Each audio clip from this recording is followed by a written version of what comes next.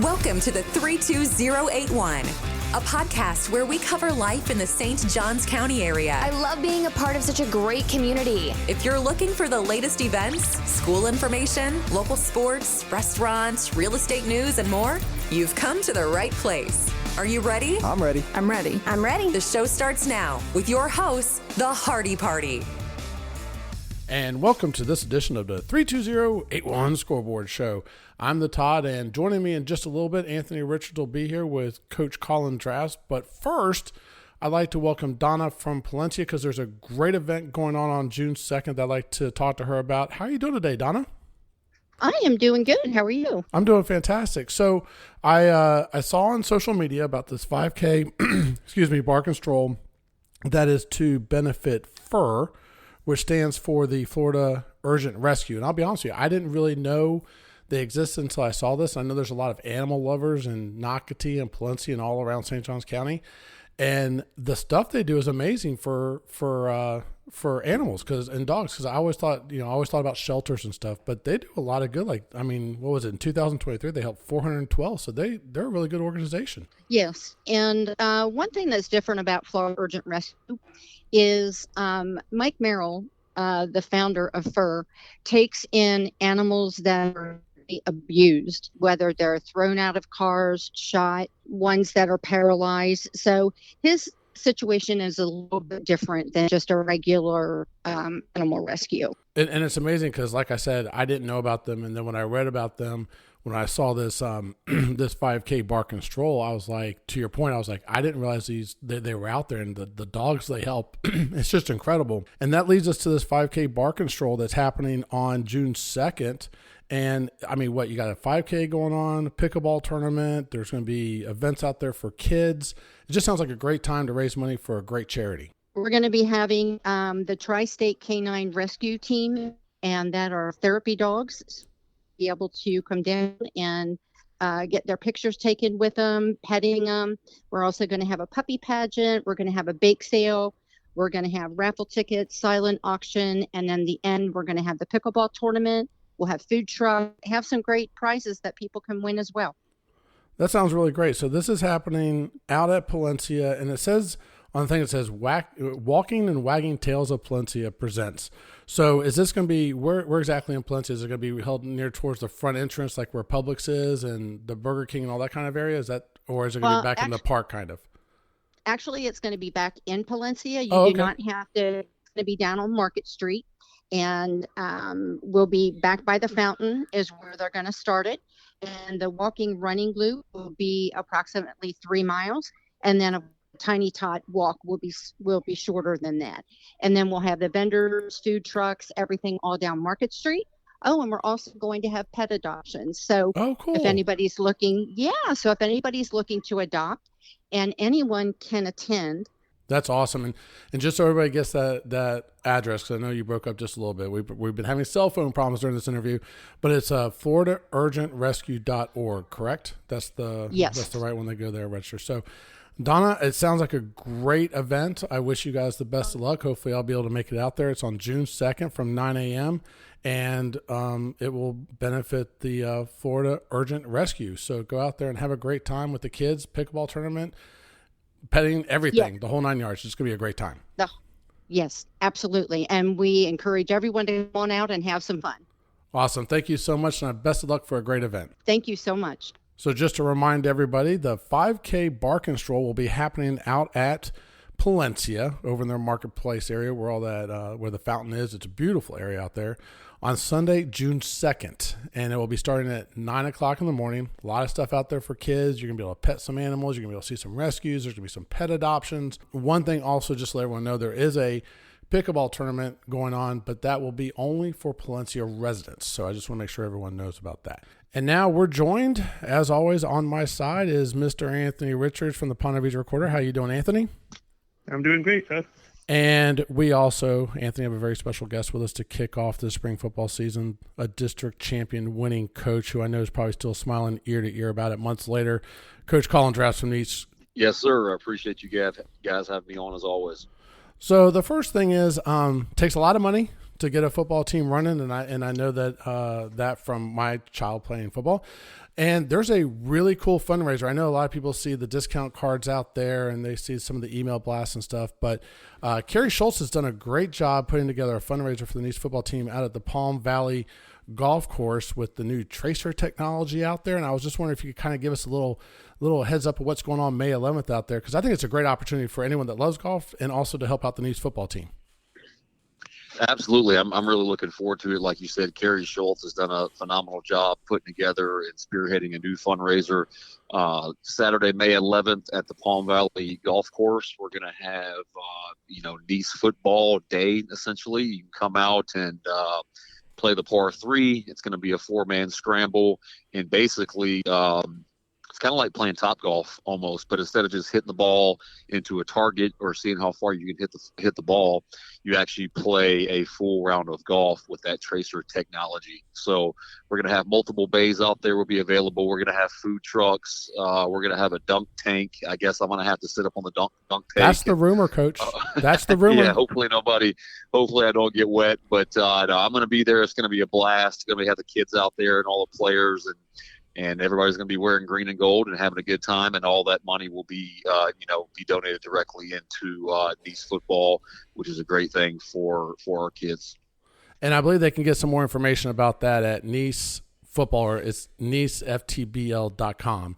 And also they can check it out on Twitter and everything else as well and get more information. So take a look at that. It's May 11th. Great time for the community, everybody. It's going to be a blast. Coach, I'm going to put you on the spot here with the first question. Did you ever see the movie The Replacements with Keanu Reeves and Gene Hackman? Did you ever see that movie? Yeah, definitely did. Pretty good movie. Yep. So I want to ask you a question because there's something about this season I want to ask you about. So there's a scene in that movie where a reporter asks Gene Hackman's character, Jimmy McGinty, what's it going to take for this team to win? And he taps his heart and he says it's going to take heart. It's going to take loads and loads of heart. I get goosebumps when I think about it, but the heart of the team for the last 4 years has been DeMarco Blackman. I love the kid. I've covered him. Anthony's covered him. Yep. So my question to you is what's it going to take to replace that? Because it's obvious there's excitement after last year. It's obvious that the kids are working hard. You see them come out of OTAs sweating and dirt all over them and in their ears. How is it for you going into a season, your first one in 4 years without DeMarco there? Yeah, I mean, he's definitely almost irreplaceable, right? What a phenomenal young man.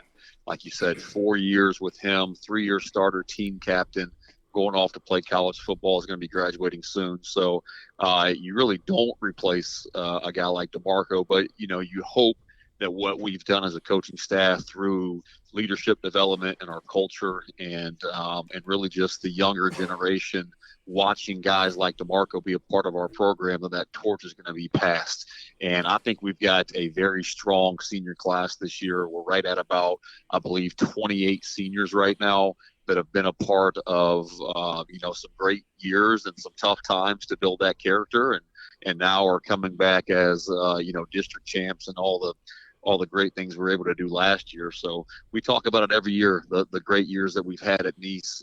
Since I've been there, we've had player-led teams, and it's been a big thing that we've been talking about this offseason. I think we've got a great core group of guys that are already stepping up, ready to lead, and they're just chomping at the bits to get cranked up with day one of spring football on Monday.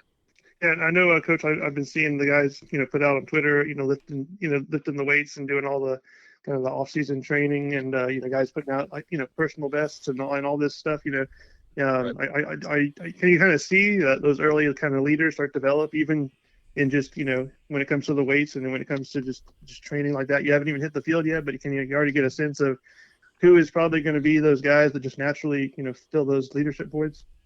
Absolutely. I mean, we got right back to work in January after Christmas break. And the most important thing you can do from January until now essentially is lift weights. Don't get me wrong. We did skill development. We did, 7-on-7 and conditioning and all that. But your team, your identity, and your leaders and all that grittiness really comes from the weight room in the off season. And so I've been extremely pleased with what these guys have been able to string together. With the PRs and the bench press and the squats and the power cleans, and we timed them in the 40s and everything, and the numbers are through the roof. Everybody's put on average, 20 to 25 pounds, with a PR on all those core lifts. But just a couple of guys. Brandon Strout is going to be a rising senior. played O-line and D-line for us last year. He squatted 585 pounds last week, which was a PR for him. So he's one guy. We have Joe Miracle back this year who missed all of last year.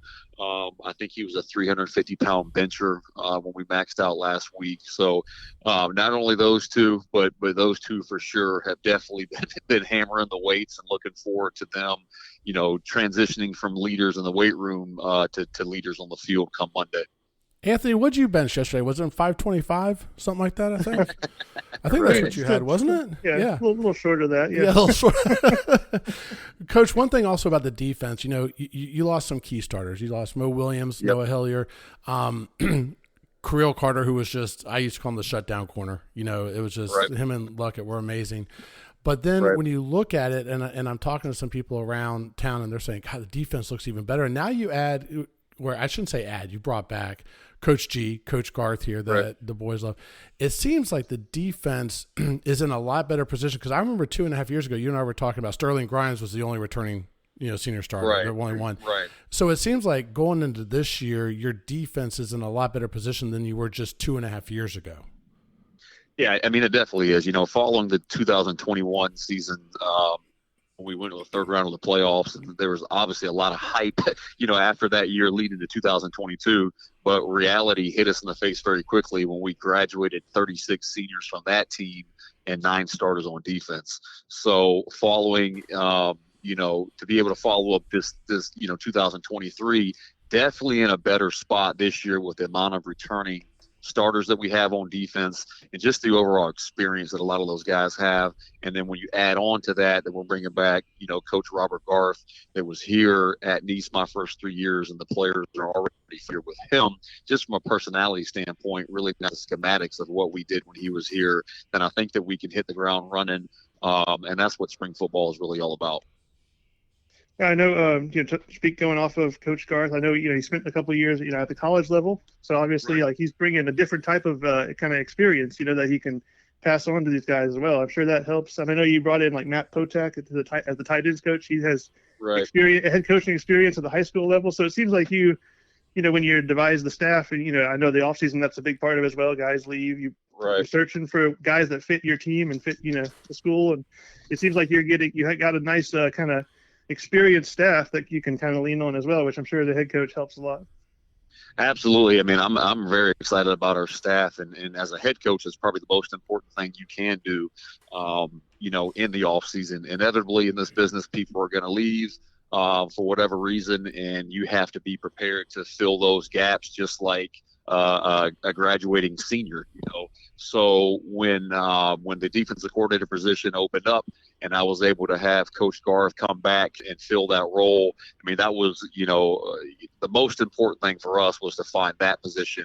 And Todd, like you talked about with him going off and having been coaching college football for 2 years, he's got learned a lot, and being able to bring that experience into our program is going to definitely pay dividends, not only from a schematic standpoint, but really from just a recruiting standpoint and just all those things considered. It's definitely a positive for us. You talked about Matt Potak, who's got head coaching experience. Being able to, get him on the offensive side of the ball with his knowledge and expertise is going to be huge. And then everybody back from last year. Coach Preston Harris, who was our linebackers coach last year, is going to be the special teams coordinator, and everybody back from a continuity standpoint on the O side of the football. So the staff is definitely shaping up nicely with a couple, key new additions, and I'm excited to get out on the field and get coaching with those guys. So, Coach, one of the things that I love watching about your football team is that you're just, and I mean this also straight, you're an offensive genius. The worst thing about covering you is that I never know what you're going to do from play to play, because you do. I mean, you have so many plays in your pocket. You utilize the players so much better. So I have to ask you this question with your offensive knowledge. Last year, you saw a lot of success, obviously, with Maddox Spencer and Braden Felder. From an offensive perspective, as you, with all these plays you draw up and everything, how important is it for you to come back and you're going to have Emmanuel is going to return. You've got Fletcher Reston. You've got Tyler Gazenfari, who are all proven receivers. It seems like you're going to have a lot of weapons in that returning receiver core that you could have a lot of fun with. Absolutely. Actually, the only receiver that saw playing time last year that's not returning is Emmanuel Williams. He was a senior this past year. Oh, I totally forgot about that. Jeez, I'm sorry. He didn't come back until late in the year because he was recovering from a broken collarbone. That's right. Yep. But all 4 starting receivers are back. And you start with Maddox Spencer, who led the state of Florida in yards at least through the regular season. He's back. You have Braden Felder back. And then you have rising seniors Tyler Gaznafari and Fletcher Reston back, and then some young guys nipping at their heels as well that we're very excited about. So the receiving core is by far going to be the most experienced that we've ever had as far as just the amount of games those guys have started. It's going to be a lot of fun to dial them up for those guys, and looking forward to seeing what we can do through the air. And it also seems really just tag on to that is that getting to know those players over the last couple of years is you've also got to be happy that you have a very unselfish receiving core, that they're not always like, give me the ball, because like Maddox Spencer is probably one of the most unselfish players. He makes the plays and stuff. But if he can draw a double team and get somebody else open, he's just as happy as them scoring a touchdown. So it seems like that's the other key to the ingredient here is that you've got a very unselfish receiving core as well as a very experienced one. Without a doubt. And I think you saw that as the year wore on. Obviously we were force-feeding Maddox Spencer the ball early on, and he was getting his yards. But as teams and opposing defense started to realize that they needed to double cover him, just like I tell them guys, you can't double cover everybody. Right. So if they're going to double cover Maddox, then that's when you start to see Braden Felder come on late, and then even open the door late in the season for Fletcher and Tyler to have some big catches and key moments as well. So I'm excited for all those guys. They are a selfless bunch. They love playing for one another, and just looking forward to seeing what they can string together. And I know, big thing. Well, I know last year you had a quarterback battle, and this year in the offseason it's going to be, kind of similar again because, you have a guy that's leaving. So I know, Nate Harry is one people will know because he played, a lot last year. Right. But then you got, rising seniors. You got, Harrison Miller coming in. You got Derek Hardy, who's a rising junior. So it seems like you have like 5 guys battling, which I'm sure as a coach is, it's like, that's a lot to, to kind of choose from. But at the same time, competition, breeds, getting the most out of these guys. And so 5 guys, you figure, that's a lot of competition. So it's gotta feel pretty good going in to be like, one of these guys is gonna prove that they deserve that spot. Yes, you're exactly right. Ironically enough, I'm in my car right now driving up to Nease, and we're doing a Nease quarterback school. Myself and Coach Pfeiffer got together with those guys Tuesday evening for 2 hours, and then we're hitting it again for 2 hours tonight, just getting in the details of the playbook, watching film, and just making sure everything's squared away for those guys in particular for practice on Monday. One of the first things I told them, and they know this, but just kind of reiterating it to them, is playing quarterback at Nease is a big deal. There's obviously a rich tradition there with Tebow and Stakaitis, and then the guys that we've been able to string together since 2019. And not only is it a big deal just to play quarterback at Nease, but it's a big deal to be the starting quarterback at Nease, which is what you're talking about. So we do have a luxury in the sense that we do have Nate Harry coming back. He started the first 4 games for us last year and did a really good job, right? But we just felt like that in that moment that Bryce was going to be able to give us something after game 4, game 5 that could maybe take us to the next level offensively. And he did just that. And obviously he's graduated. But so you have Nate coming back with experience. You have John Carraher, who's been in the program now for 3 years, going to be a senior. You have a transfer, Harrison Miller, who's going to be a senior. And then we have 2 rising juniors, Derek Hardy and Mason Bacchus, who have been on the program now for 2 years. So, I feel comfortable with all those guys. They're all great kids. They work extremely hard. They love one another, right? They know it's a competition. For them, you can only have one quarterback on the field at one time for the most part, and they get it, But that's what spring football is for. We're going to have all 5 of those guys coached up as good as they can be, and whoever it ends up being, I'm confident that guy's going to be able to have a great year for us.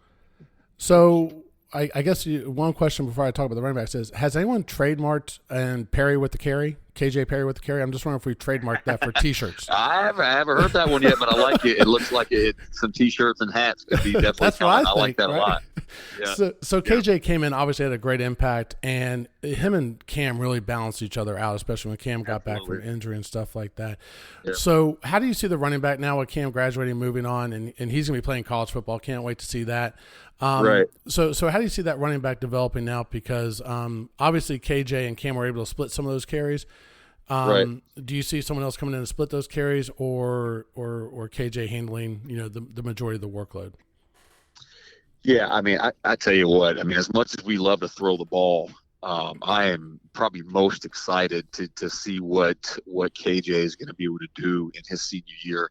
We were blessed to have him last year, and he came on as of late. And when, like you said, when Cam went down, he was able to carry the load and did some really special things. I think he's a heck of a football player, so he's going to be back. He's going to be the guy. But we also have, Andrew Moses, and Andrew Moses actually started a couple games early on in the season and did some good things. Andrew Moses basically won us the Andrew Jackson game because Cam Smith, that was the first game of the year. Cam Smith went down the first drive.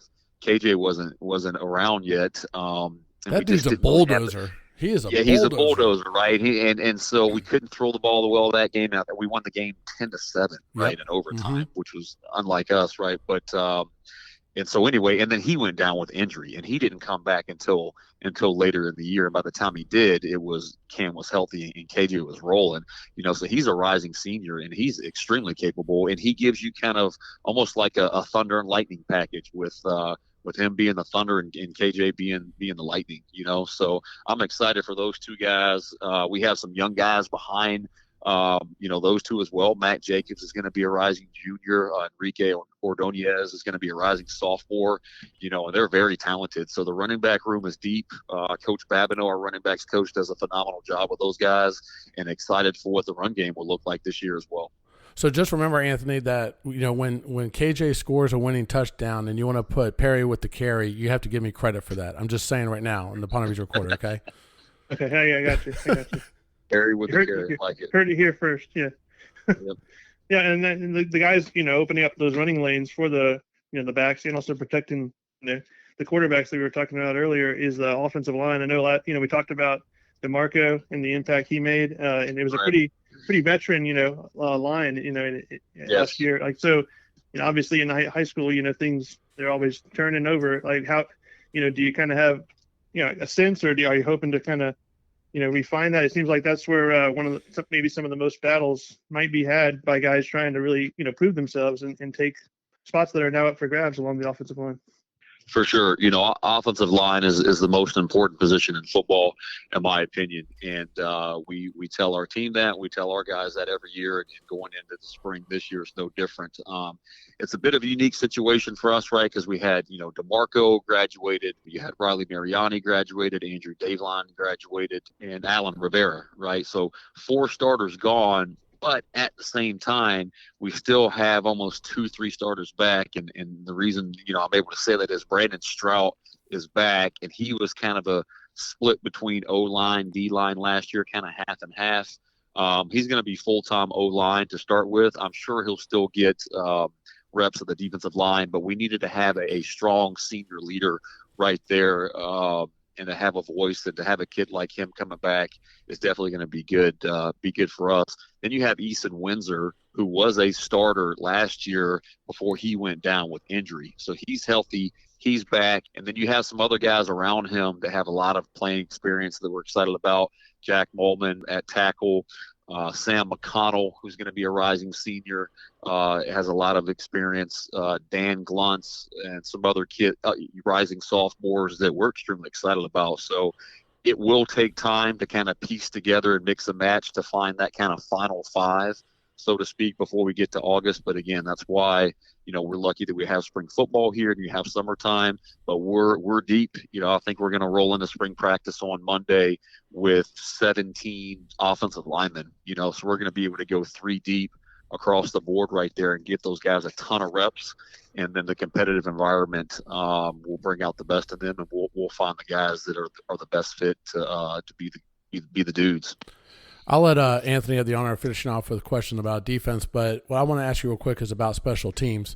You obviously get Elijah Luckett back, who is just dynamite, right? I mean, Sometimes, Coach, I feel he actually does better after he muffs the ball and then runs it back. It's almost like it's good luck for him, right? It works out like that sometimes, too. The defense will overrun it, and then the guy picks it up, and he makes it look bad. I think there was one that he ran back. Was it against Fletcher? I think he had a run. He took back sure did take back a kickoff versus Fletcher. And I was up in the press box, and one of the guys said, "Uh-oh, that's not good." And I said, No, watch. This is going to be good. And sure enough, he ran it back, and they're like, how'd you know that?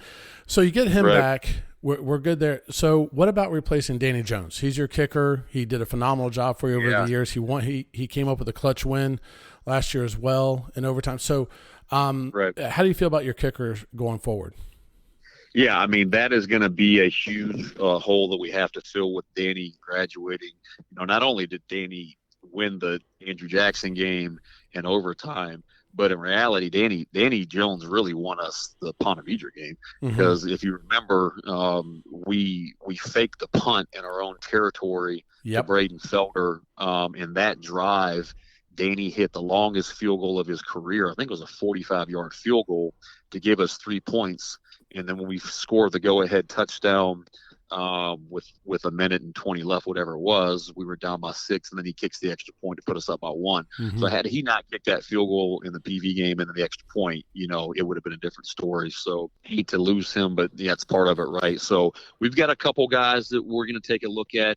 Tyler Gaznafari, I've already talked about him as a receiver. He's actually an elite soccer player. He's an elite club soccer player who's getting recruited for soccer, and so he can do some kicking as well. He's got a strong leg on him, kicking and punting. And then we have, Devin Fugel, actually one of our DBs, had to step in the PV game and make that last squib kickoff. And then Art Davis, who's a rising sophomore, plays linebacker / kicker. And has been over on the kicking circuit doing some really good things. So it's definitely not a situation where we don't have a kicker. We just have to find out who that guy is going to be to handle, and it could be a situation where, hey, one guy is doing extra point and field goals, and then we have a kickoff specialist, and then we have a punt specialist. But we've got the bodies, and we've got kids that are good athletes that can put their foot on the ball, and we'll give them the opportunity in the spring to figure out what they can do. When it comes to defensive side of the ball, I know like Noah Hodge and Jacob Curry are guys that have really come on, caught the eyes of people, making an impact as just sophomores. I mean, now people are looking to see if they continue that development just moving forward, as they get stronger and older and just develop as players. How and I know you mentioned Joe Miracle, coming back. So it seems like the kind of that strong safety linebacker core is it seems like it's a group you can kind of lean on, with guys graduating out of a defense that was really coming along and really showing its strength last year. How is it nice to just have that one unit where you're like, okay, we feel really like we can lean on these guys to make sure other guys are lined up, which is also another big part of the off season, right? Like getting guys that are kind of new to varsity, just make sure the game plan and all. Like how important is it that linebacking core to kind of be the center of everything? Right. Those 3 guys are going to be key for us, with what Jacob Curry was able to do as a sophomore at that outside linebacker kind of nickel hybrid position, which he'll be at again this year. I mean, he tore it up last year. I mean, he was our defensive MVP as a 10th grader, and then he's picked up a handful of Division I offers already. He's an elite athlete, and he could really play anywhere on the field. He could play any defensive position on the back end, and he might be a better receiver than all those. But we're going to continue to play him on defense. But so he'll be there. You have Noah Hodge, who was only a sophomore last year, who is he's looking great right now. He's weighing about 205, 210 pounds. He was one of our 500-pound squatters last week, so he definitely looks the part. He's got 1 year under his belt, and then being able to get Joe Miracle back was crucial for us. And so with him back playing the Mike linebacker position, you talk about somebody who's going to be hungry to play some football. With him having missed all of last year, extremely excited to see what he's going to be able to do and the opportunities that he's going to get. So with those guys back at the 2 linebacker positions and the outside linebacker position, we feel pretty good about it. Yeah, and then Hodge and Curry, like you said, they made such an impact as sophomores. Which a lot of times those guys are playing on JV, but they were able to just contribute and really show what they have at the varsity level. So that kind of shows. Right. I know you mentioned before how you want kind of that pipeline that developed a pipeline of young guys coming through the system kind of understanding the schemes, understanding, the tradition, understanding what it's all about. And those are perfect examples of, guys that have been in the system for a while, and they can start contributing even as sophomores, at an early age. I agree. Anytime you can have, a year where you win the district championship and do the things that we did, and you had multiple sophomores that started, it's going to bode well for you the next year, and especially 2 years after that. And so those were only a couple guys you mentioned, but Braden Felder, just back to the offensive side of the ball, another sophomore that was big time player for us. So excited for the senior class that we have this year, but also excited, for 2-3 years down the road as well. Yeah, they definitely proved that the stage is not too small for them. It's not too big. They just take it and go with it. Yeah. And also, I think one thing I want to mention here also is that on your coaching staff, to what Anthony was just saying, one of the big hires I think you had, or one of the big additions, was Tony Hodge, that you brought on as your green coach, because Shannon Pfeiffer, who was there for so many years and did a great job in JV and has now moved up to JV Gold, is those two guys, for parents out there that are interested in their kid playing Nease football, that coaching spot is so important because it bridges the gap in my opinion, between middle school and high school. And I don't think you could have two better coaches to coach the JV and bring these kids in and get them ready and accustomed for the Nease tradition. No, I'm glad you said that, because the any success that we've experienced really the past 3 years could be directly, attributed to what Coach Pfeiffer was able to do with, what used to be our freshman team and now called JV Green. All those guys came through and played for him and that staff, and it was that bridge year between 8th grade and high school. And it's a big transition, right? When you leave 8th grade, you played middle school football, and then you get to high school, and the fact that we have the ability and the numbers, we'll probably be at 160 players in the fall by the time the freshmen come in, to have 3 teams and have the coaching staff and the manpower and the quality coaching staff to be able to handle that number of players and to get, developed and get those game reps under Coach Pfeiffer has been pivotal for us the past couple of years. And now that he's, essentially bumping up, coaching the varsity quarterbacks and going to be the JV Gold head coach, it was a huge void that we needed to fill. And I know that Tony Hodge is definitely the right man for the job. He did a great job the past couple of years at Palm Valley Academy. And I know he's going to continue that trend that we have of having a really well coached and just disciplined, freshman JV Green team.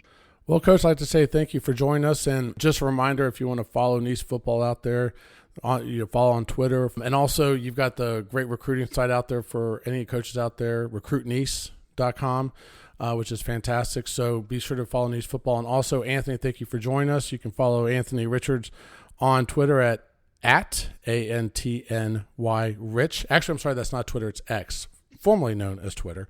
So you can follow them there at ANTNY Rich, and also at thePonteVisaRecorder.com. So thank you both for joining us. Coach, we wish you good luck in the spring. We look forward to talking to you in the fall.